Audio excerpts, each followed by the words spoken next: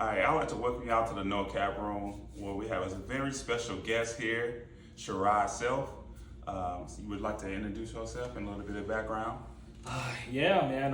Sharod Selph, born and raised in Newark, New Jersey. I am currently the business owner of AZ Speed Guru, where we train athletes all through the valley to help on their speed.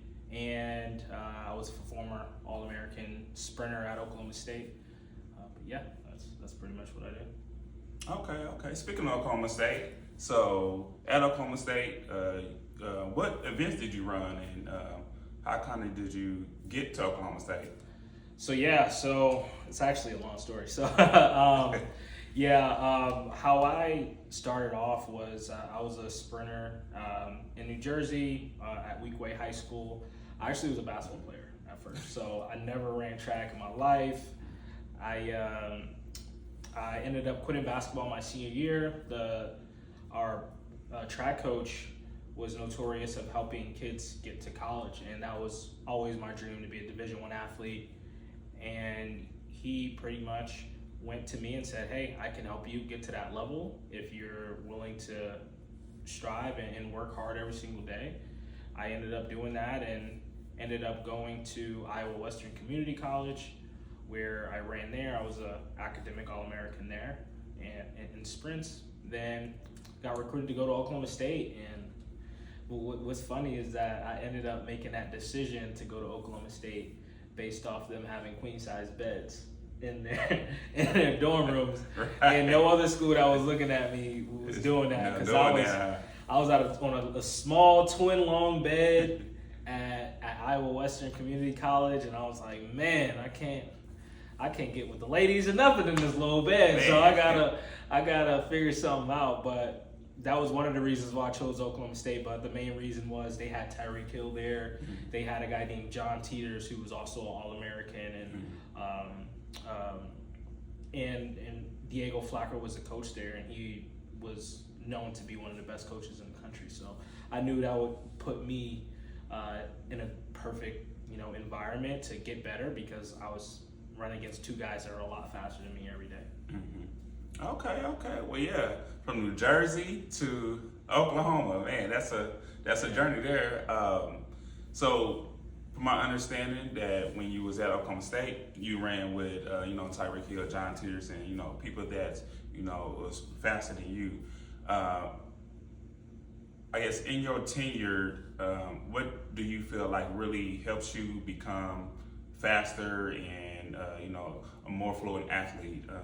What was being taught to you that you feel like really helps you that you implement today?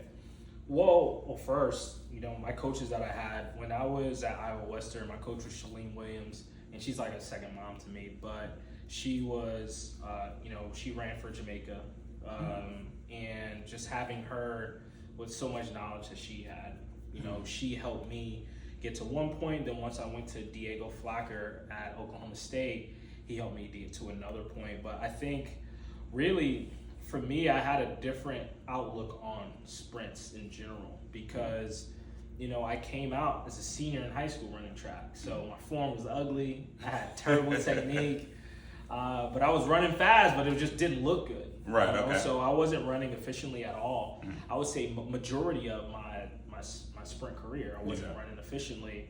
But once I got to Iowa Western, I had teammates on our team who, they were running for their countries, right? For St. Lucia, for Brazil. And I was like one of the few Americans on the team, so I was able to learn from them to try to, mimic the things that they do to get faster. And then once I went to Oklahoma State, Diego really taught me the science behind the 100-meter dash.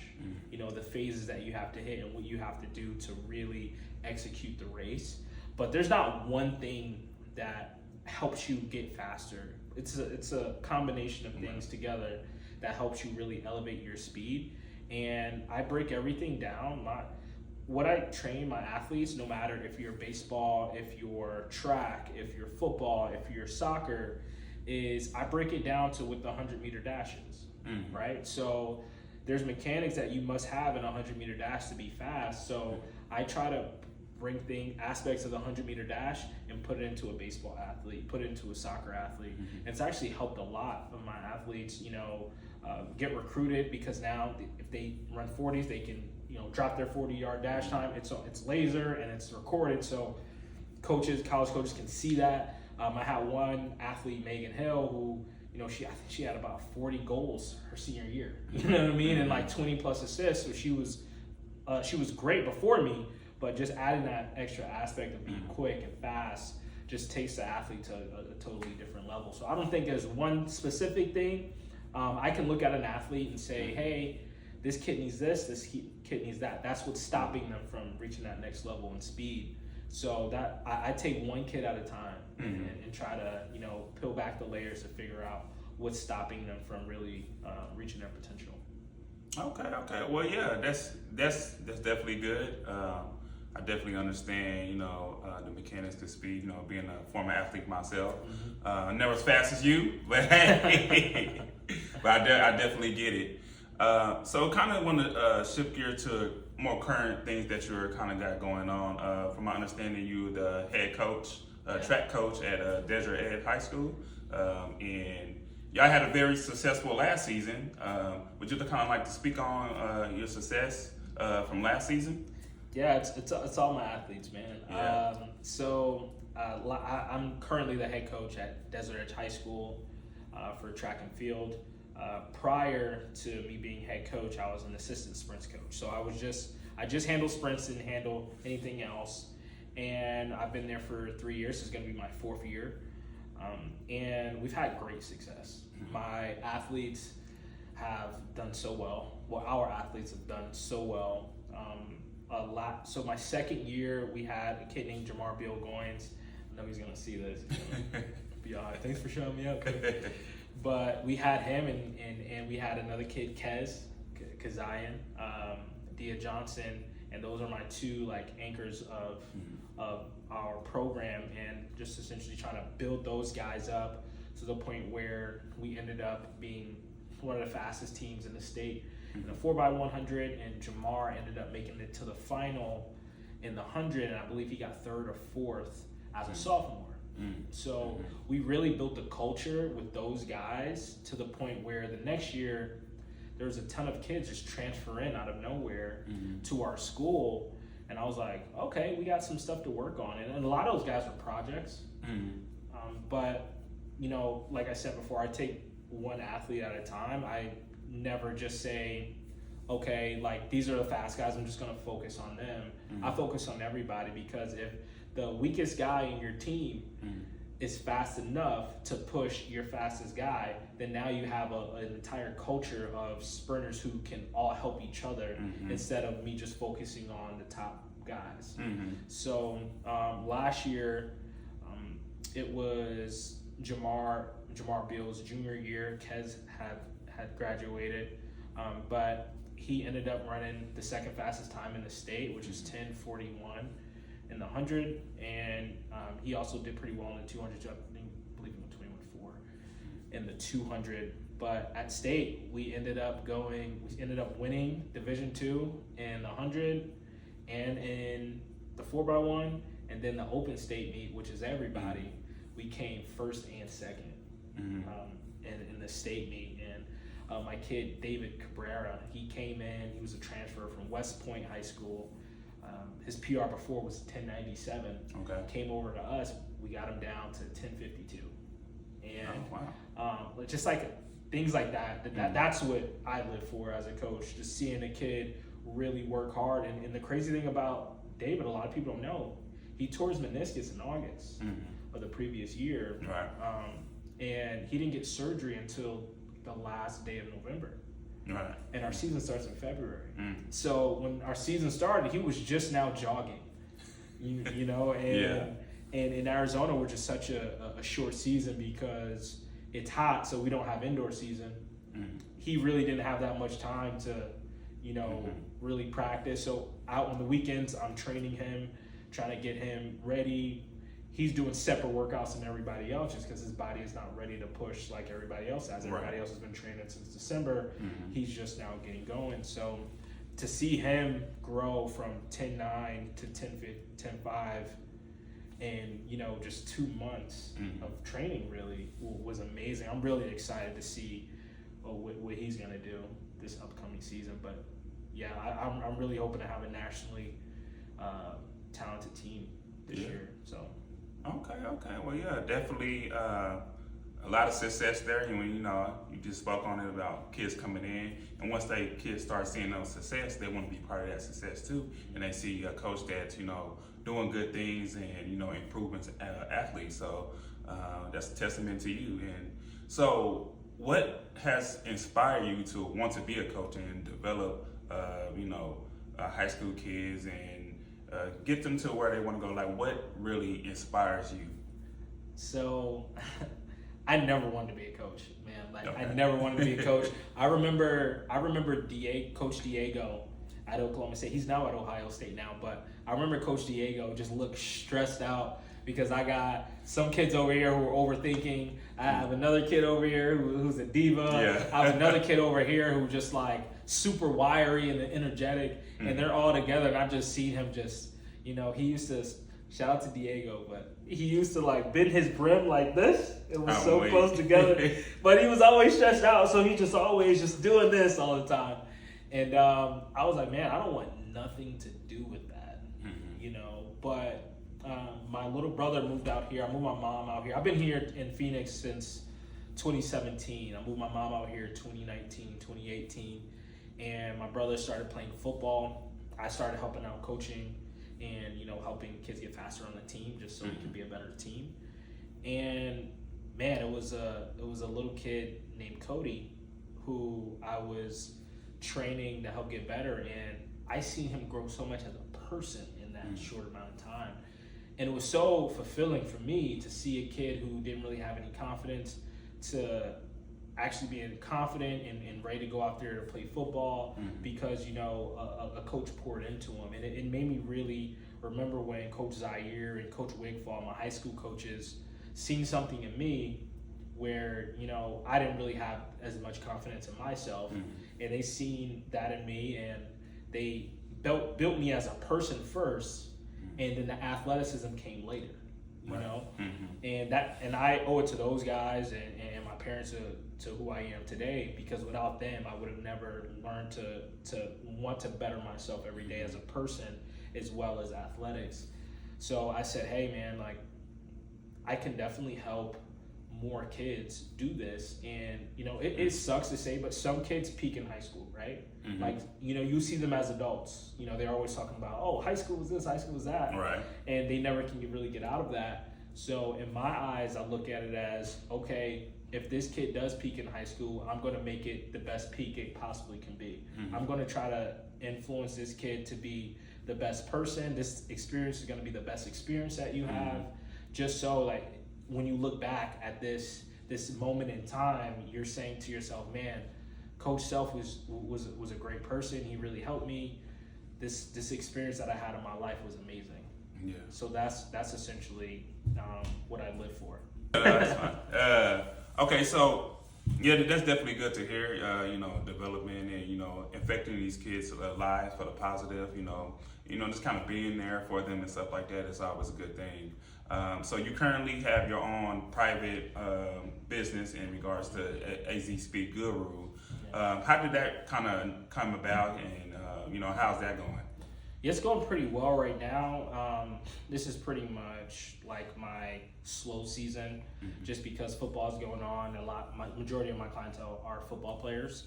But how I started that, when I was training the kids on my little brother's team, we ended up having a game at Pinnacle High School. And no offense to the coach that was out there, but I think it was a track club, and they were practicing on asphalt. And they were doing sleds on asphalt. And I'm like, oh my God, like, that's gonna hurt these kids. These are little kids, they're gonna bang up their knees, they're just gonna, you know, they're gonna lose cartilage running sprints on sleds and asphalt. It's just too much of a hard surface. So I then began, it made me curious, so I started to look up times in the state, and I knew Arizona had great athletes. Mm-hmm. You know, just going to my little brother's games, there's a bunch of kids who were really athletic, really fast, big guys, you know. So I knew there's a ton of talent out here. Yeah. I said, well, where's the disconnect? Well, one thing just showed me that coaching needs help, you know, like there needs just more education on the sport. And then what I began to realize after I'm doing my research, I'm meeting more people, is that the best kids in the state don't run track, you know, the most athletic kids, which is really hurts them. Yeah. You know, back to that kid, Jamar Bill Goins, he had a few offers. He's a DB. He had a few offers before he ran 10.6 as a sophomore. But once he ran 10.6, it jumped up to like 10 or 12. Mm-hmm. Once he ran 10.4, SEC started knocking on the door, and now he's committed to Texas A&M. Okay. You know, so it can really take your recruiting in another sport to the next level, because everything is subjective, right? Everything is subjective, but track and field is objective, right? You can't beat that time. Like if a kid runs that, it's FAT. You can't say, oh, well, it was windy. Well, the wind gauge is there too. Right. So you're able to see how much wind that person actually had. I forgot what you were saying about recruiting. Oh yeah, so recruiting, having fast track times really help, you know, college coaches see like, okay, how athletic is this kid? I seen him just make a crazy catch, you know, one-handed jumping, but how athletic is he? And the only way you know is track and field. You know, it's the only objective thing you can see. 40-yard dash times, they're good, but if you don't have a laser system and you don't have it on film, then I can say I ran 4.1. You know, if I wanted to, doesn't make it true. Right, you know? right. So yeah, track and field definitely helps these athletes a lot. Okay. So AZ Speed Guru is doing well. You got a lot of kids and you're improving times and things like that. How do I'm trying to think. Do I want to ask another question? Oh, okay. So, you know, you have been in, you know, an athlete for a long time, and you've been in, I guess, the coaching profession for a while now. So what would you say professionally has been your most valuable mistake? Essentially, a mistake that you learned from. That's a good one. Yeah, so I'd say not knowing my worth, right? Okay. Early on, I just wanted to train anybody. You know, I'll have session times and like nobody will show up, and I'm just at the park sitting there like, man, hopefully one day, you know, I'll have some kids. This is very, very early on. No one really trusted me. So I'm just like, hey man, I'll coach your kid for free. Just bring them out. Like, don't worry, you know? And I was looking at the athlete, that specific athlete was bigger than what I was trying to do. And I learned, man, nothing great came out of it. I got clients that, you know, didn't stay for a long time, not because they weren't getting results, because it was free. It was just I took the value away.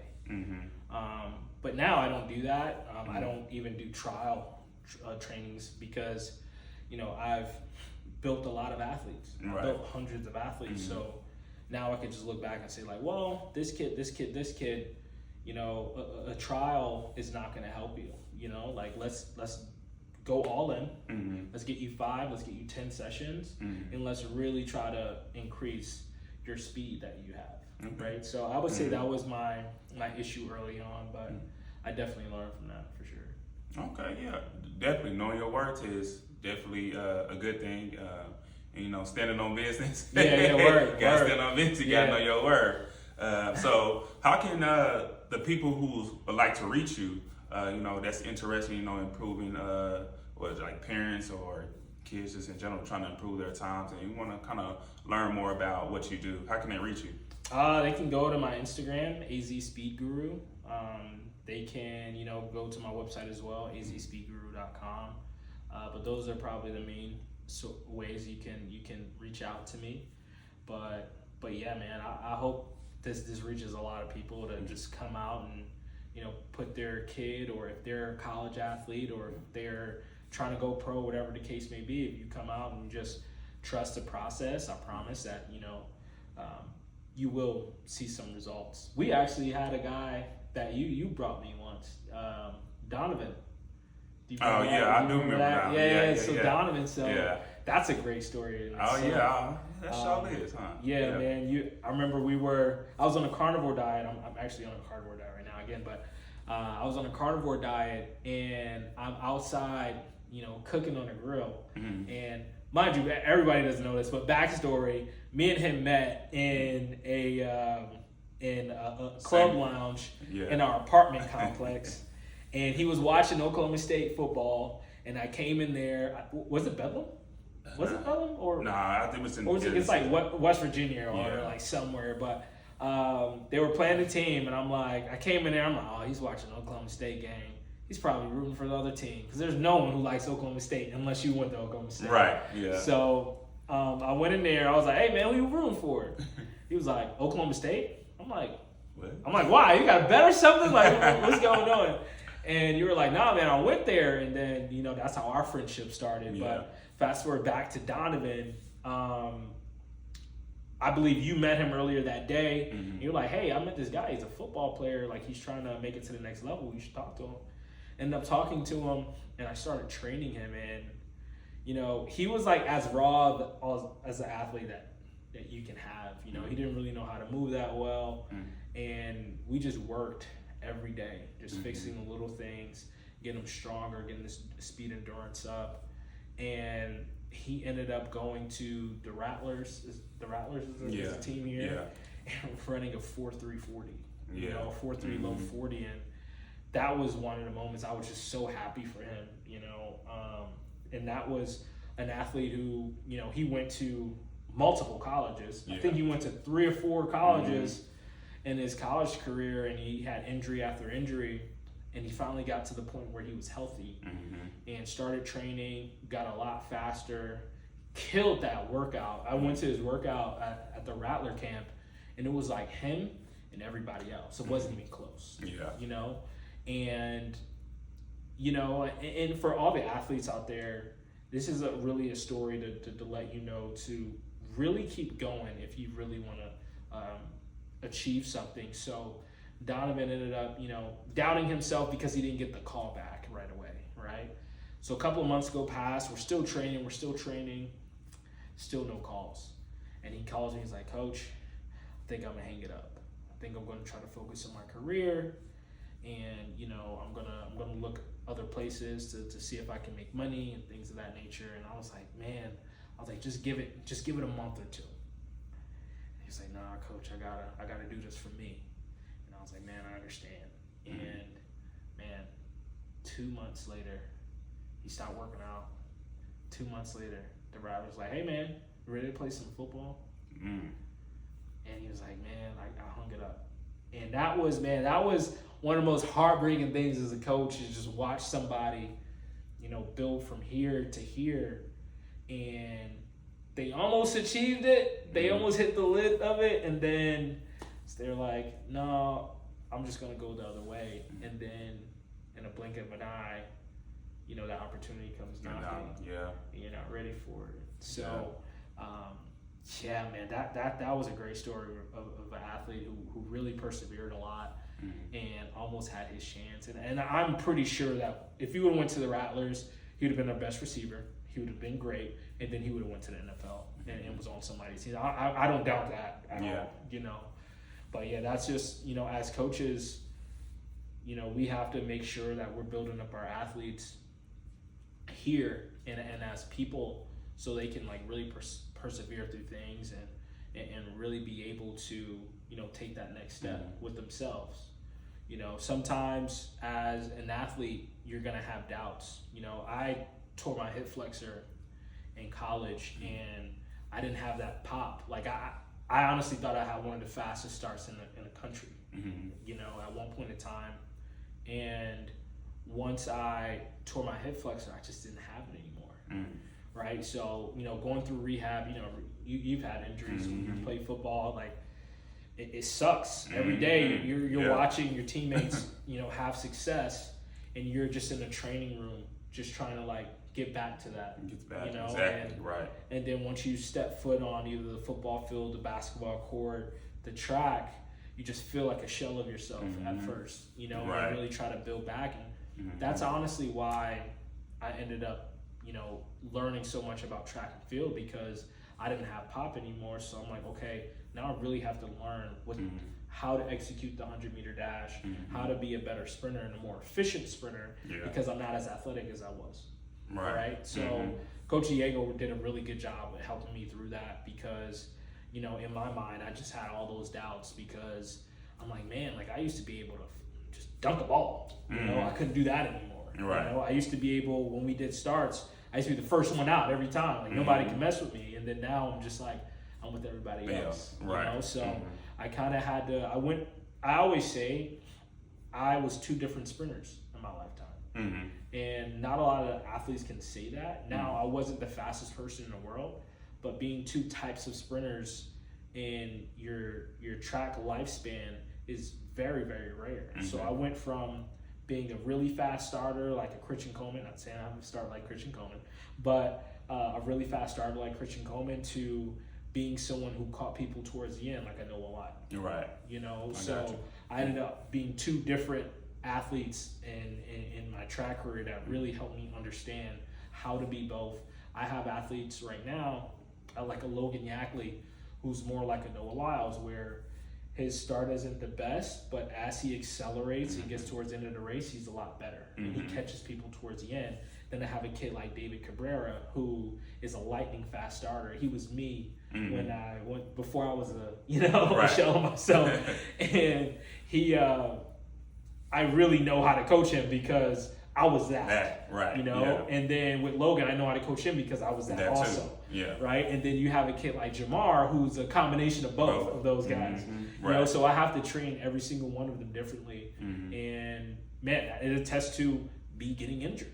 If I never got injured, I would have just been that fast starter. That's the only way I know how to run. Like having a lightning start, but that's just not everyone's reality. And being able to coach both sides of things really helped a lot, and really helps now, with my athletes. So Well, that's definitely good to hear.